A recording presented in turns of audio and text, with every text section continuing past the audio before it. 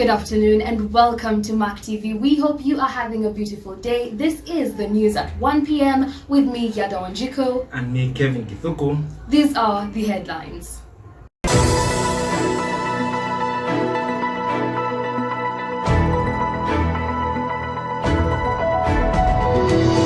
Public markets amplify the fight against AIDS.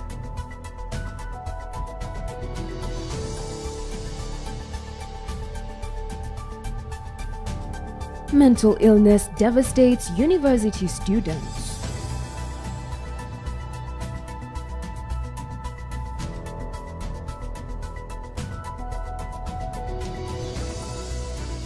The endless fight to get children off the streets. Empowering single mothers through skilling.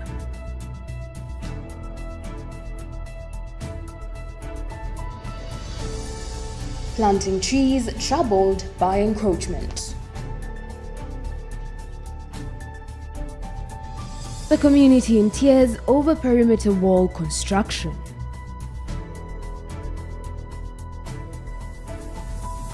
Online learning, the savior needs a savior.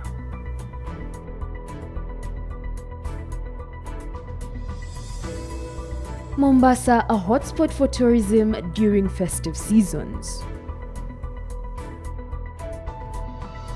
Youth innovation provides alternative for caffeine.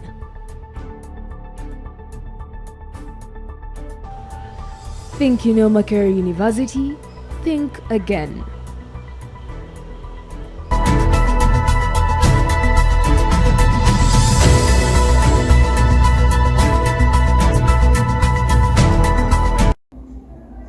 Local leaders in Freedom Market, Kalerwe, increased the fight against HIV and AIDS. This happens following the 1982 campaigns introduced by the President of Uganda, His Excellency Honorable Yoweri Kaguta Museveni, to fight the epidemic. Venranda Nalubiai reports. Today is me, tomorrow's someone. Currently, COVID-19 outbreak is a catchword among the many, and a lot of efforts have been put against it. However, on several occasions, the government of Uganda has been heard urging its citizens not to forget that HIV is still a monster around with all its deadliness. And to this effect, market vendors and their leaders narrate the joint efforts in their continued fight against AIDS among themselves. As Sophia Namatovu, one of the leaders in Freedom Market Kalerwe, tells. Ate n'abantu abo abakafunye obutabasosola nnyo kuba kimumalamu essuubi n'afa mangu. Naye kati omuntu asobola okubaawo wadde akalina n'amanya kubawangaala ate n'amanya n'obulumi obukirimu n'etwongera okusomesa naddala abaana baffe okwewala n'abakyala abatannakwatibwa oba abantu abatannakwatibwa n'abanga yeewala olw'obulumi obwo obukirimu n'embeera gy'ebitamu. Still in this fight, the General Secretary, Kalerwe Trade Order Management Association, Salongo Sekatawa, adds a voice.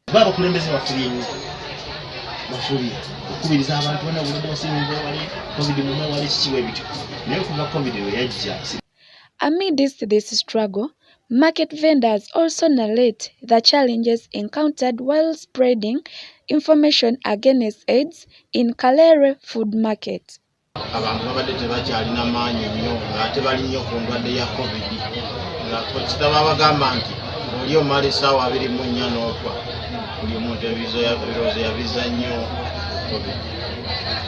Ate siriimu nga we mumuwulira obwavu bungi gavumenti ejja kuba n'obuzibu bungi okulwanyisa siriimu olw'ensonga abasinga abantu baavu. Omuntu alina ssente akukozesa ky'ayagala ng'ate si kyoyagala. Era abakyala mwebali n'abaami abalwadde naye oluusi nga bw'omanyi nti abamu basula muno mu butale be bamaama be bataata bibakalubiriza okugenda eyo ewala n'okukukutakukuta bakukuta oluusi obutamira bulungi eddagala lino. However, they advised means to overcome these challenges in addition to what should be done to reinforce the fight against HIV among market vendors. Naye nga gavumenti singa evaayo nekola ebintu bibiri. Ekisooka, waliwo obuuma ennaku zino obukebeza siriimu nga ateekamu bakasaayo bamusulo simanya sinakimanyi eveeyo n'emisomo egyo etuwe ne kofiisi zaffe zino ez'obutale obuuma obwo esobola obutuwa netuba nga tuyamba abantu eyo naye emwanyiisa ya siriimu. Kati omuntu ngaffe abakulembeze, omuntu bw'abanga asobola okweyabiza akubuulira nagajama njagala kukebera kantu kange kano ndawe oba kalamu oba sikalamu. Naddala abavubuka nze abavubuka baneeyimira nnyo nembabuulira ebizibu nabo ne bambuulira. Kati akantu ako kaba nkali simpo okukebera akawuka. Gavumenti ekole ekyo, naffe ab'obutale abakolera mu bantu abangi tujja kuba n'engeri gye tulwanyisamu siriimu. Among the global efforts to reinforce the fight against AIDS, the World AIDS Day was introduced. Every year, 1st December is celebrated to call for standing in solidarity with people living with HIV/AIDS, to remember millions of those who lost their lives to AIDS, and to end AIDS as a public threat by 2030. Nadia Veneranda reporting. Let's come on out and stand together. Mental illness is increasingly becoming a devastating issue among university students. Our reporter Christopher Kahwa takes us through the journey of this silent pandemic eating them up. More than 1 in 5 university students has experienced persistent feelings of sadness or hopelessness, according to a survey in 2020 with a 40% increase in 2021. It's approximated that in 2021, 1 in 10 students reported making a suicide plan in the past year, with a 44% increase. All this has been attributed to the state of mental health of students. This is therefore a clear indicator that most students experience mental health breakdown. Here are some of the students who walk us through their experience of mental challenges and clothes they relied on to water them down. Regarding to mental health, sometimes at campus we get stressed, but in most cases, I revive my stress in almost like 2 main reasons. I either sleep for like some few hours or minutes, then I don't have sleep. I can watch some videos like, for example, comedy, so that it can make me smile or laugh, so that I can revive that stress. It's very true. Depression affects us as students, and this depression is mainly caused by stress from academics, tension from relationships, friends, and many others, but we try as much as possible to overcome this because it affects our mental health. Personally, I have overcome depression through seeking for psychosocial support. For example, I visited the Counseling and Guidance Center at Makerere University. I have always sought guidance from my mentors and even my classmates. However, our worry was one. Does Makerere University as an institution know about this? Well, in as far as the university is concerned, it has an established counseling and guidance center which addresses and assesses students with mental challenges. We therefore visited the center where one of the counselors enlightens us more about the understanding of mental health. About people who are already rehabilitated in a mental health hospital. However, mental health entirely means someone's thinking, how the person is feeling. If they're feeling, emotionally unwell, that their mental health is not well. So if someone is having a clear mental health, meaning they can, they're thinking right, they can be able to function well in their community, be able to work, as long as someone's not being affected, to be able to be a whole individual, then their mental health is well. But as long as someone wakes up and says, today I don't feel like going to work, I'm feeling sad, I don't know how I'm feeling, meaning that the person is not well. Within the university, she says, there are diverse factors that cause mental illness of students. Most of them are academic. Someone may be getting maybe exam anxiety, could be they are not, they're not getting well, they don't feel they are achieving what they want. and that is affecting their mental health. They're going to stress. Some of them come with cases of depression, which is mild, sometimes, severe, and we even refer some cases to the hospital. However, others come in with things like relationship issues and addiction issues. The counsellor says that students have not effectively utilized their services as there is a low turn-up of students. Surely, I think when it comes to mental health awareness, we are not yet there because this center exists here, it's free counseling, but I would say on a daily we can receive at most 3 to 4 students. Okay? And basing on how big and large Makerere University is, of course, we would expect that, okay, if we get 4 today, maybe the other day we'll get 2 or 3, but sometimes we will get 2 or 3, but not because students do not have psychosocial problems. It's because of the stigma. She further emphasizes and hints on self-awareness as the main hub to their emotional, psychological, and well-being. How you feel on a daily basis. Why am I feeling low? Why do I don't feel like going to class? Every time I go to those lectures, I don't understand. Why am I? Maybe it's a relationship. It's not working well. So it's good to be self-aware that I think this might land me into bigger issues. So let me go and seek support. It's of a stereotype to some of the students that mental health is only for the whites. This has left such students unaware of the better ways of how to overcome depression and stress, hence realizing a rise in suicide cases and other evil activities. Kawa Christopher reporting for MAC TV, Makerere University.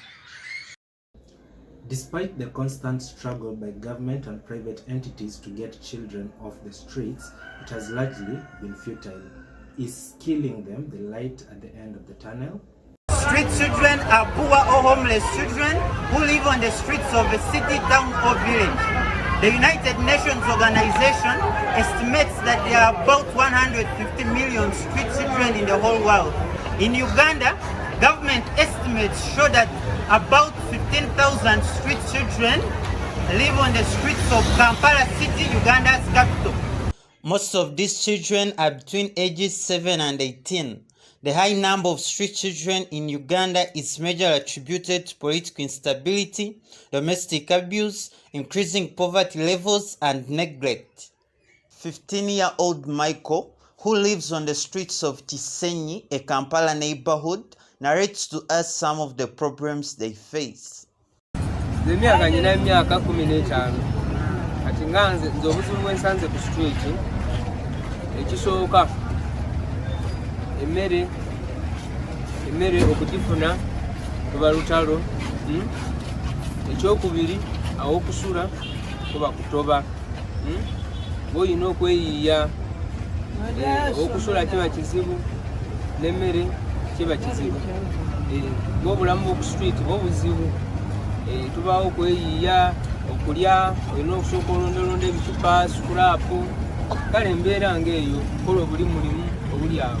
A one-street child living in Kampala, whose identity will be kept anonymous, says that they receive threats from security forces.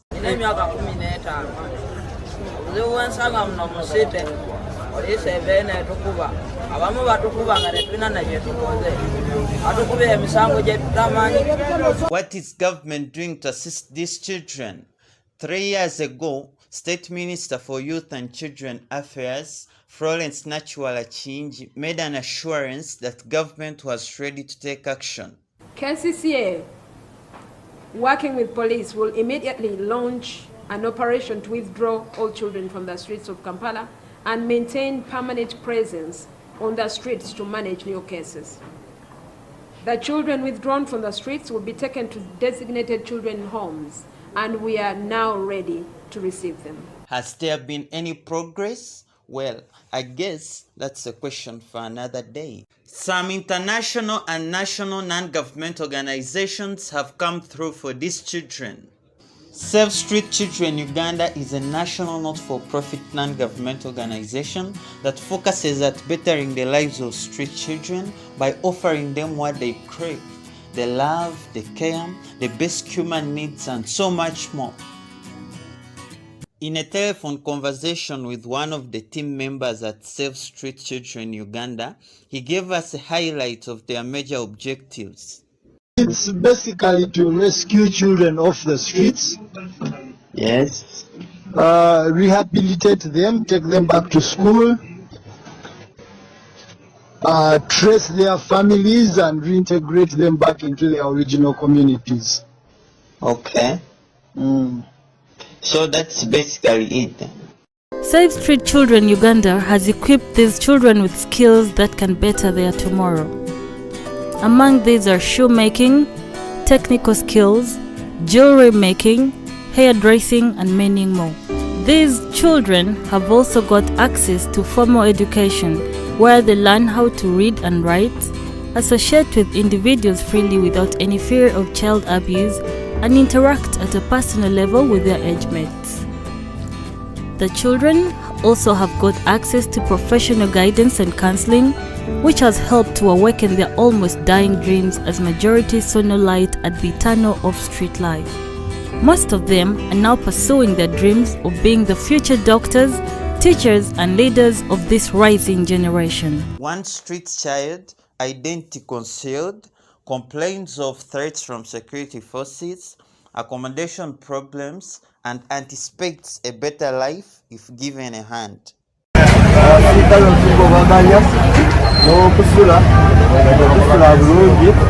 Twagala abantu abatuyambako ne batuweererako ife abamu oluusi bavewaawo nga tetusobola na kwesobola naye we tusanga abantu abatuyambako ne batuweerera naffe tusobola bikola tusobola okusoma ne tusobola kuddayo ku masomero.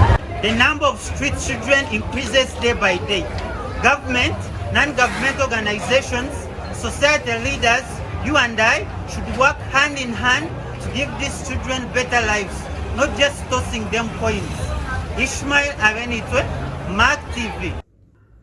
With great power comes great responsibility. Skilling single mothers ensures sustainability of the family. Here's more from our reporter back in the field. According to the statistics, Uganda's population as of 2021 clocked to about 47.8 million, with women occupying more than 50% of the overall population. However, Uganda remains amongst the poorest nations despite her efforts of fighting the poverty rate.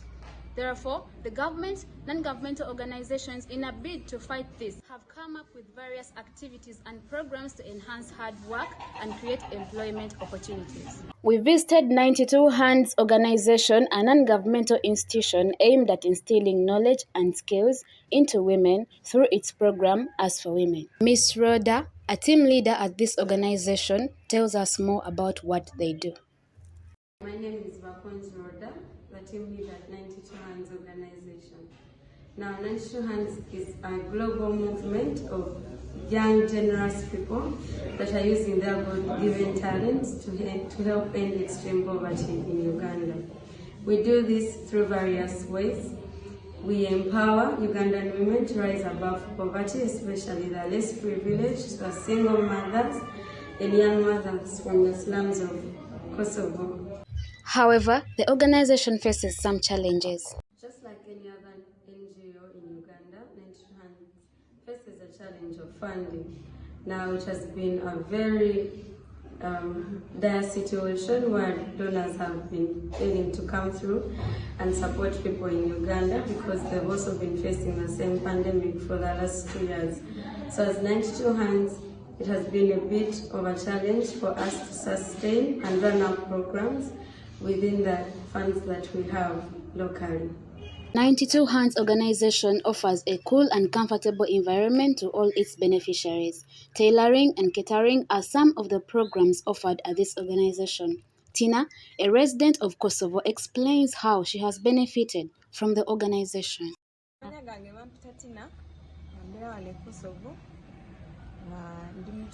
Nange nafuna omukisa nebanyinzako mu kitongole kya 92 Hands era nga ndi mu program bagiyita As for Women era ndi mu class y'abasomi ebyalaani.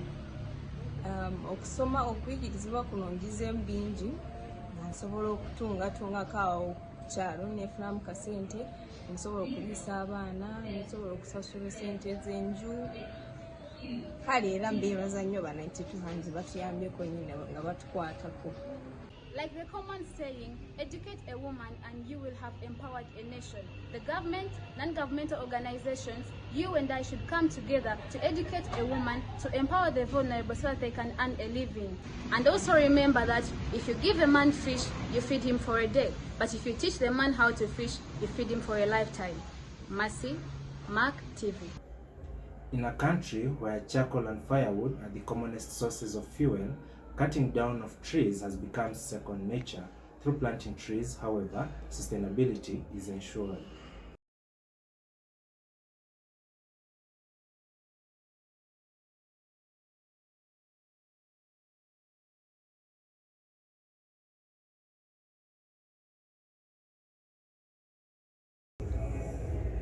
Sorry about that, we are experiencing a few technical difficulties, however, we will get back to that story. Meanwhile, moving on to our next story, having formerly been an easier route to the university grounds as well as a budding spot for small businesses, the construction of the perimeter wall has posed a challenge to the communities in Chikumi.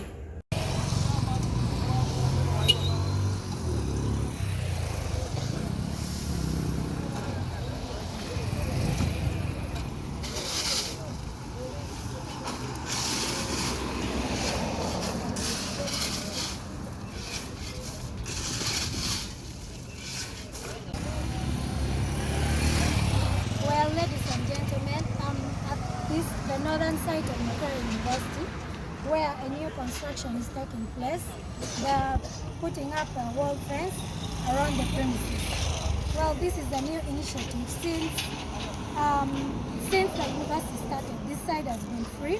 People were moving in and out freely, but they started recently, like 3 weeks ago, to put up this wall fence. So I got the opportunity to ask some few people the reason as to why they're putting up a wall fence and how long it is going to take for this wall fence to be completed. Yes. So, why did you feel the need to put up this wall fence at this particular moment? At that particular moment, because this fence can protect the students inside all the workers working in Macquarie University, so that we can be safe from there. There's not any other problem. Okay, thank you. So how long is it going to take to complete the construction? Maybe like 3 months or 4 months. Okay. It has already affected the business because we're working from noon, from 4, but now I have to work from 4. So it has already messed up my it has messed up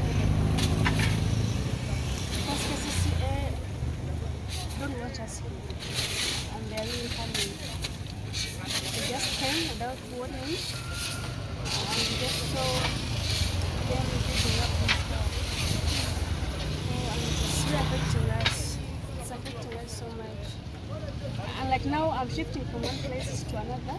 I was there, now I'm shifting, yesterday I was working from there, and today this construction work has told us to be here. So we're just moving up and down. Okay, thank you so much for your interview. Basically, you've seen how this construction has disorganized all the vendors, who most of them at least get this money to support their small families they're living from. But as this construction started, they have been really messed up. They're moving from place to place to find a better spot where they can sell their goods. Yes, I also got the chance to interview some of the students because there is a large number of students who reside at this side, at the northern side of the university. So we are still unsure whether they are going to put up a gate this side. And if they don't put it, it is going to affect a lot of students accessing the campus. So I got the chance to interview some of the students about how this construction has affected them accessing the campus. So I'm Sarah, student at Makerere University, I reside about the construction of the gate. Well, I think it's okay, but it's hard for us to access campus because when we are coming, right now that we have started digging holes, we have to jump over the holes.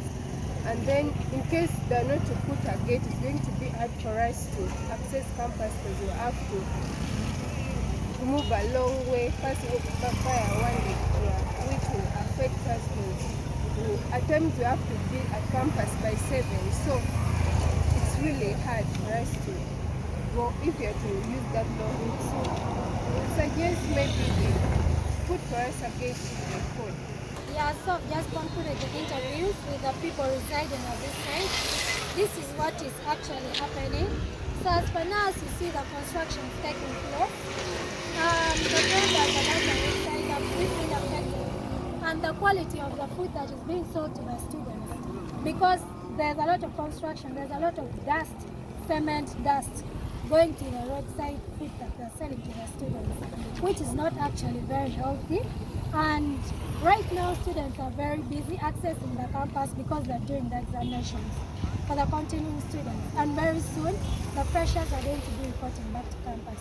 So it's going to be so hard for them to access the campus if actually there's no gate that will be put beside. So we are still waiting to see what will happen, whether a gate is going to be put at the side or we would actually have to go through one area to access the campus.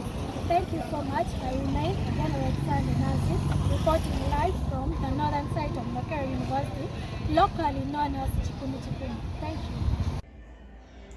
Proposed as a solution to the lag in the education sector caused by COVID-19 pandemic, online learning has not been entirely immune to setbacks along the way, Maureen Arinda reports. Makerere University has decided to maintain the online mode of teaching. However, some students are not ready for this. I tried engaging with them and this is what they have to say about it. Good afternoon, Makerere University. My name is Fideni Abdul Fatah. I'm a students leader, President School of Social Sciences and the President College of Humanities and Social Sciences. Concerning the issue of online lectures, the President of the Republic of Uganda on 30th of December was clear and indicated that the country was to be opened fully, but following the Vice Chancellor's communication, it indicates that the university will continue to operate in a blended manner, supporting online, but basing on the students' fraternity of not only the Maite Chus, but also other colleges that make up the Maite University of Makerere. Online lectures or online learning comes along with a lot of issues. Most of these students have challenges, limited resources. Most of them actually they cannot actually adapt to the online lectures, online learning, because as when you're designing a policy, when you're coming up with a policy to be implemented, you have to first of all consult from the stakeholders, and for this case, the students are the stakeholders.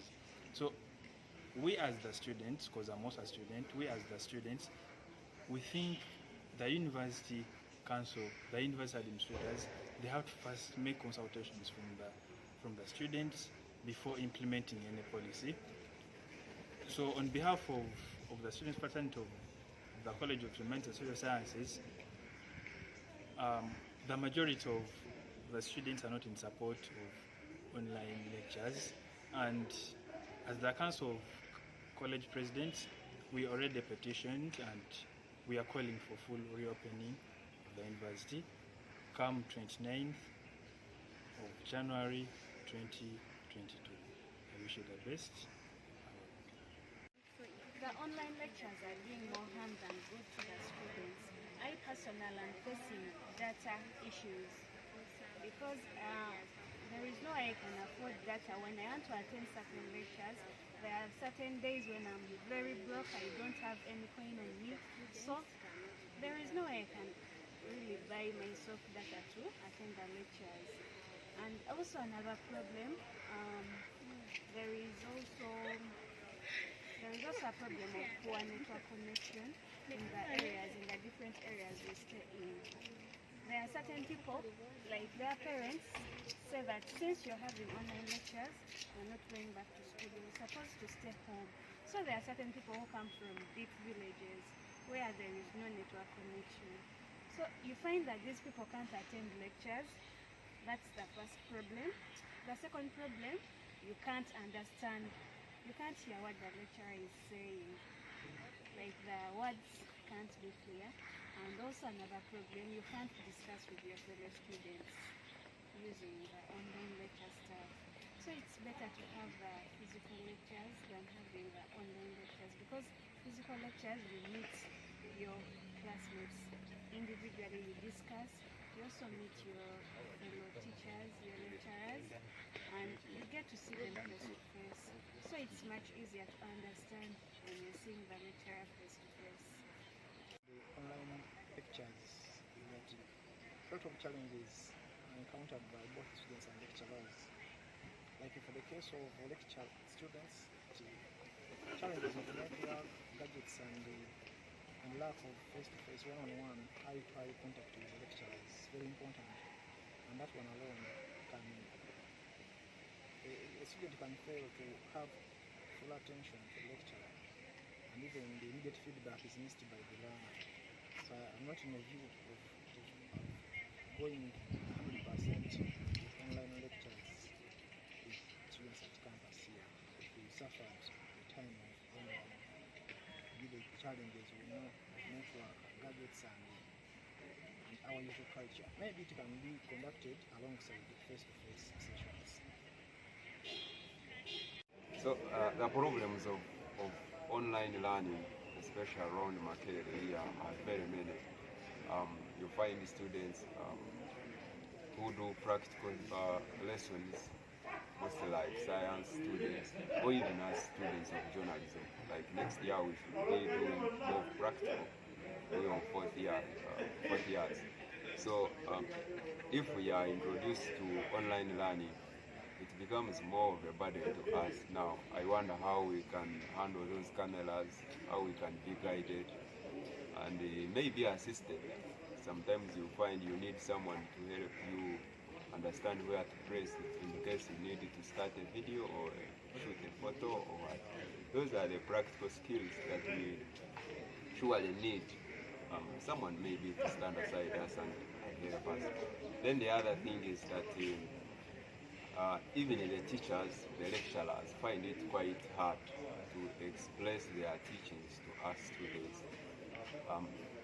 because they can send the teaching materials, they think that the students have actually got them, but which is not.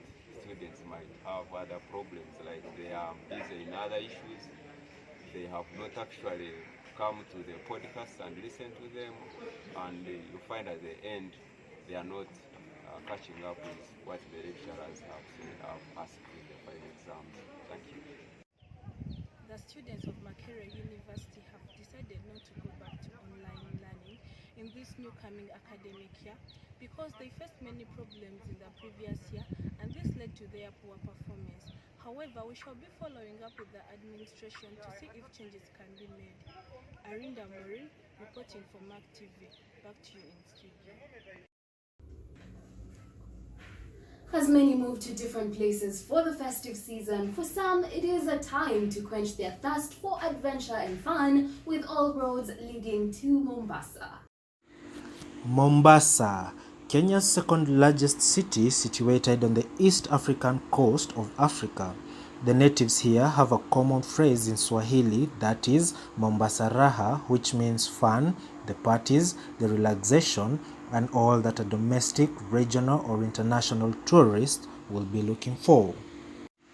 Data from the Ministry of Tourism shows that the tourism sector directly contributes 4.4% of the gross domestic product in the nation. During the festive season, Mombasa receives approximately 250,000 visitors, which is a big boost on the tourism industry in the region. The tourists visit different areas ranging from historical, cultural and recreational facilities, which however unfortunately makes them a soft target for crooks, thieves and possibly terrorists. In the past, the Kenyan coast has had a major security concern following the several terrorism attacks in coastal towns such as Lamu and Kilifi counties by the Al-Shabaab militants, and this directly affects the tourism sector. I interacted with the Minister for Tourism in Kenya, Honorable Najib Balala, on how the government mitigates the effect that security has on tourism, especially during the festive season. On security, both human and technology, but also investment in equipment and vehicles. Also making sure that the policemen are seen visibly on any site. That's very crucial because people will feel secure. And then the investment in CCTVs, the investment on making sure that there is rapid response rather than an issue, so that can assure people action is going to be taken. Those are the things that will mitigate insecurity. But also there is a lot of blown out of proportion media coverage on perception. It's not safe. Everybody I've met the last 8 years since I've become a Minister of Tourism, they say when they come to Kenya, there is a lot of fear, but unfortunately when they're here, they feel secured and they want to come back again and again. With that said, tourists are sure to be safe as they have fun in their respective recreational, historical and cultural facilities during the festive season. I focused my attention on Pirates Beach and interacted with a few regional tourists who seemed to have a good time. Amanya bampita Deriki na kave Kampala zijawa na Pirates Beach Mombasa kunyumelo Bulambo. Naitwa Irene Daniel. Nimetokea Tanzania, specifically Arusha, na nimekuja hapa Mombasa Pirates Beach just to enjoy my Christmas times and that kind of stuff. Only enjoyment and yeah. Ni Rashid. Niweza mbita Rashid Omela, natokea Nairobi. Hii wakati wa Christmas niliamua kuja hapa hapa Mombasa kujivinjari kidogo. Najua hii muda ndio muda ya familia pia kuja pamoja na pia kusherehekea pamoja. Tuko hapa Pirates Beach na nashukuru kwa hapa hivi. Asanteni sana. Pirates Beach Mombasa is an exclusive place for tourists, both local and international as well as regional, coming to facilitate their happiness, especially in this festive season. Kevin Kiduku reporting for Mark TV, Mombasa, Kenya. In a country where charcoal and firewood are the commonest sources of fuel, cutting down of trees has become second nature.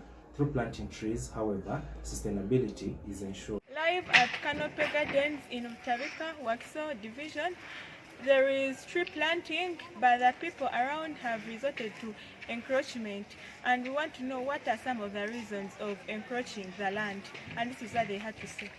Electricity is a little bit expensive than charcoal because charcoal, just a plate like a bucket of this they sell at 1,000. So compared to electricity, once you buy electricity, you're going to load for 5,000 and you cannot finish like cooking beans and other stuff using electricity. So charcoal is a little bit simple, and even way of getting it everywhere you go doesn't require any knowledge of buying and taking home.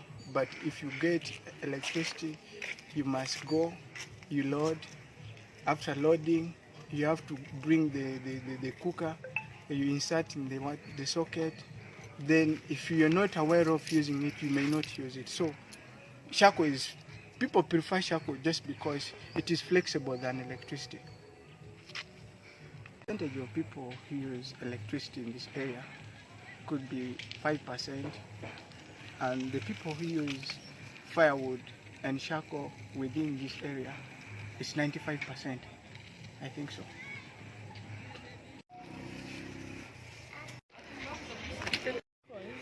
The soil, okay, it's clay, and so it cannot support agriculture. That's why we start building housing.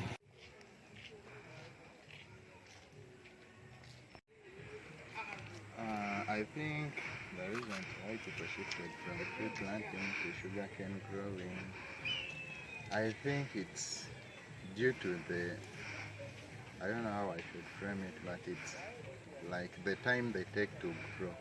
Sugarcanes take lesser years, which is something like 1 to 2 years. People harvest, take to markets, and they earn money due to the low standards of living here. So we can't be patient waiting for trees that take long to grow so that we sell and get money. We shall rather die of poverty. So that's why we do sugarcane planting. We invest it so early and we earn the money.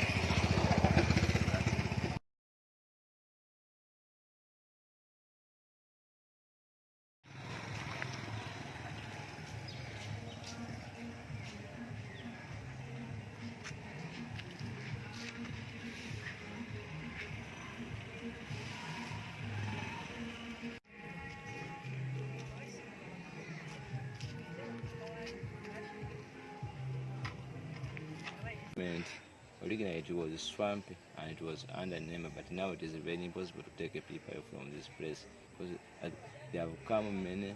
They have big places, big pieces of land where they used to farm, but on this scale, as you see, just allow a few crops to grow because it is sand. So in the conservation of the environment, it is very difficult. But if it is swampy, like because now we sometimes we get floods because we are near Lake Victoria, we get floods. So the best way is if they can pay them back, then they get away from this place. But for trees, it is very impossible because now, as you see, Uganda government it is also trying to take people to plant. There are some organizations which have come out to say, you people plant trees which are long lasting, which can make trees, because now, like at Kalangala, they remove the trees, now they print this what? How do they call it as? Coconut trees. I think they're coconut trees. They don't make rain. They just cultivated all the land where those forests were. Now that is why we are getting this also the climatic changes. Because the other structures which can make rain, they are not there. And I know here they wasn't here. What was important here, like these things of catchment areas where you can come, the rains can come, and this could be like the places where they can things of not allowing these floods from the town, because now rains come, but because there is no where they are going to pass through, you find the rain they can just stay after raining here. So in terms of environment, like these trees, it needs like the government to put in power or to put empowerment in the people, to tell them what is good in planting long life trees, but not the trees, not these eucalyptus ones. But originally they were not in this place because we can say that maybe they were there, and they were not here, and it's swamps on which we are here.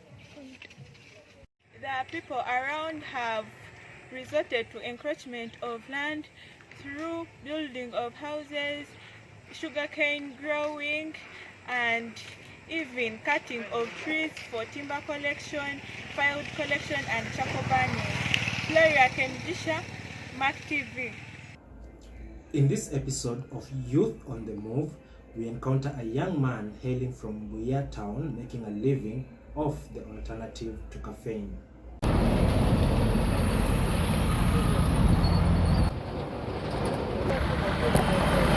In a nation where many are suffering and crying under the weight of problems sitting on their shoulders, a generation of problem solvers is rising.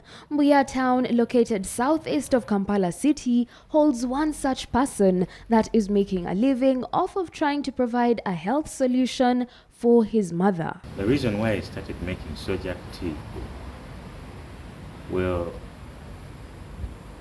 my mom is the one who started this actually. She started with just taking avocado seeds alone with warm water, she told me it's helping her with her health. Avocado seed, Panamada, Piana Carmani, and Ponya down, Chakari. Carma Chamacana, take a pair of Carmaca water. I have a chair, Carabirma, pack, my year, my way not there. And for Chakadam, Mam, a bit of a matter of avocado seed. Oh, a chawan enemy. Pehone, no, ah, from the Jana, Timma Bear, your chair, my bear.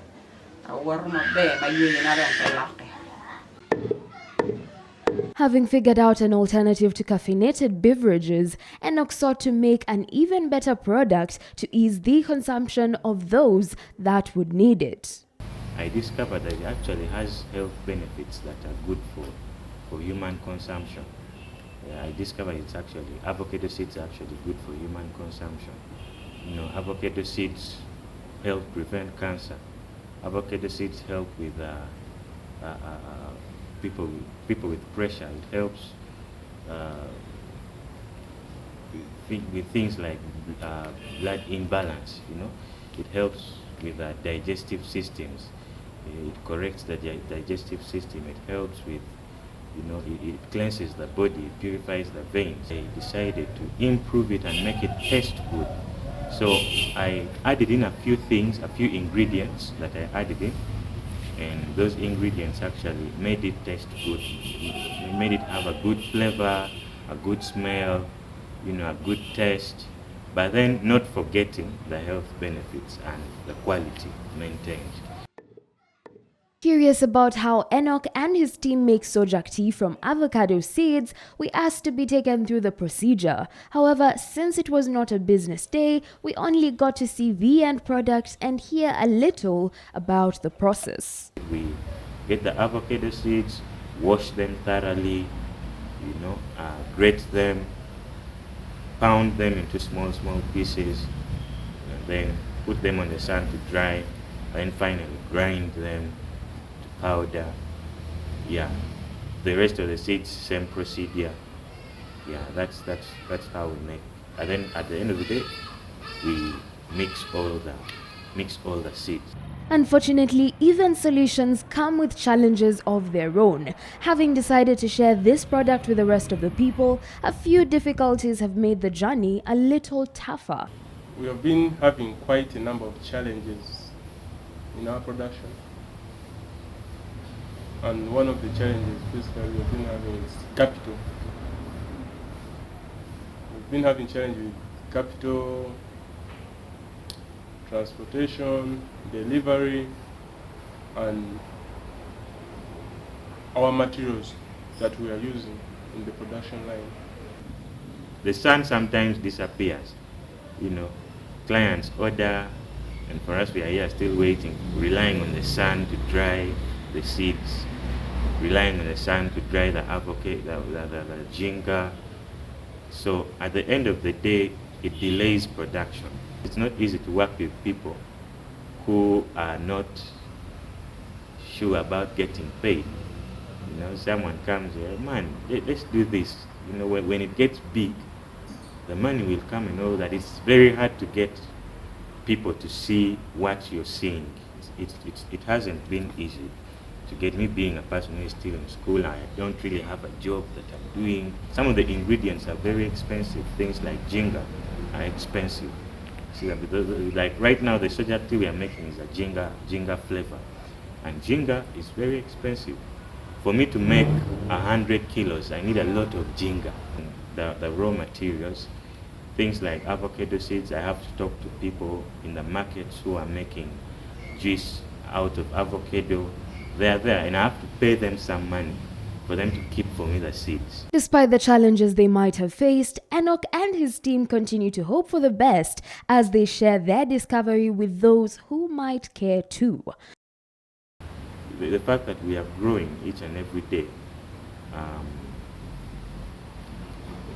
things will get better. Yada Wanjiko, Youth on the Move, Mac TV, Mbuya, Kampala.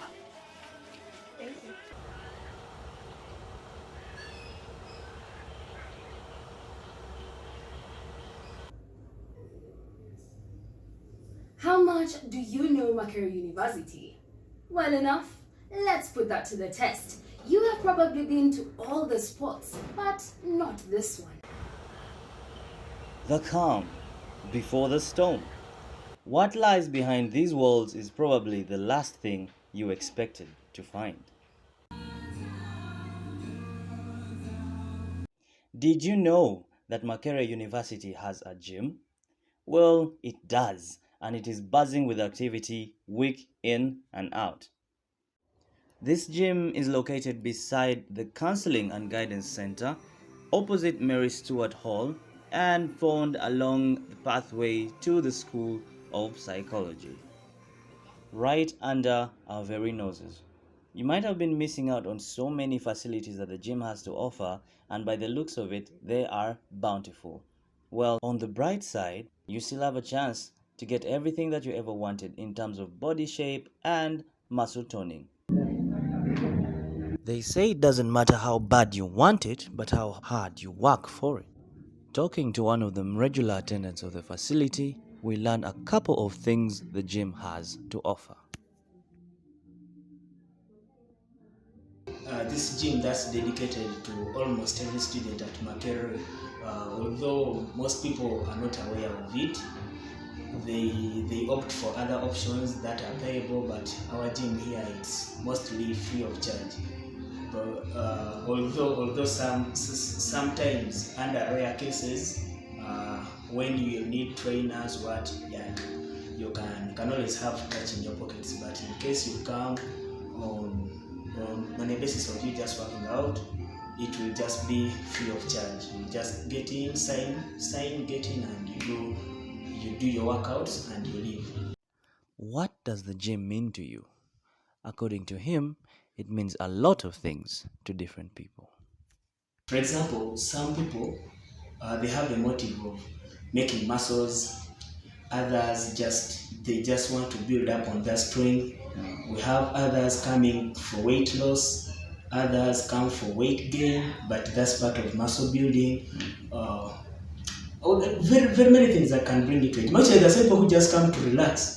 You come to relax or be happy. For example, after a good workout, your dopamine levels increase. So after they've increased, you'll first of all, the good thing about it is that you'll be relaxed. After you're feeling calm, you'll have longer hours of sleep. Actually, we have. But it's not all fun and games here. This gem of a gym has major setbacks, which he is willing to share. If we are talking about a gym for Makerere University, it should be, you understand, Makerere is a big university, so it should be in a large place, yeah? It should be covering a wide area. But first of all, the small space that we are having, that's our first problem. This is a gym for almost the whole of Makerere, but if you people know its location. So mostly we are having a turn-up of about 30 to 15 people. Like on average, I would say 20 people. We are having inadequate equipment. Our equipment here, it's very less. If we are to compare it to the total number of students at Makerere, it's very small. So we need more equipment here, and in order for it to accommodate the large number of students. The university has not sensitized people about the presence of this gym. Actually, every time I'm trying to tell people outside that we have a gym, they're like, oh, where is it located?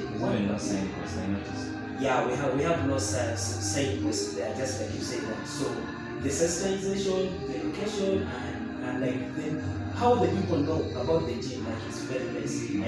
I guess we need extra advertising to the people to know that this gym is of importance to them. I later found the caretaker of the gym who was happy to share her insights. You can call me Misha. That is my money making name or stage name anyway. So I'm here at Makere Sports Science Gym. What I do here is management and then helping some staff members to keep their body physically fit and a few students who come. Borrowing and taking is not allowed, one being that this is a facility for learning. So this gym is supposed to be actually open to all these sports students and then the physical education. So and the equipment are not that much, so you may find that someone has taken the materials and then the other day they are needed for study. So where we can take it is not even allowed. Despite a very unknown location, the university gym has been open for quite some time now. Many challenges may be facing this university gym, but if you have the focus and determination like so many people here do, you can come and make sure that you are at the best of your health. Joel Okitwi, Mark TV News. Well, amazing story there by Okitwi. Joel, Yada, how often do you work out? Don't ask me that. I never go to the gym, so there's no way I would have known about that. I don't know about you though. Oh, I try to work out sometime and maybe you should join me. Did you know there was a gym? I think I did. That's an amazing story. Do stay with us. We are found on all our social medias at Mark TV. That is Facebook, Instagram, and Twitter. Keep the conversation ongoing. Do have yourself a lovely day.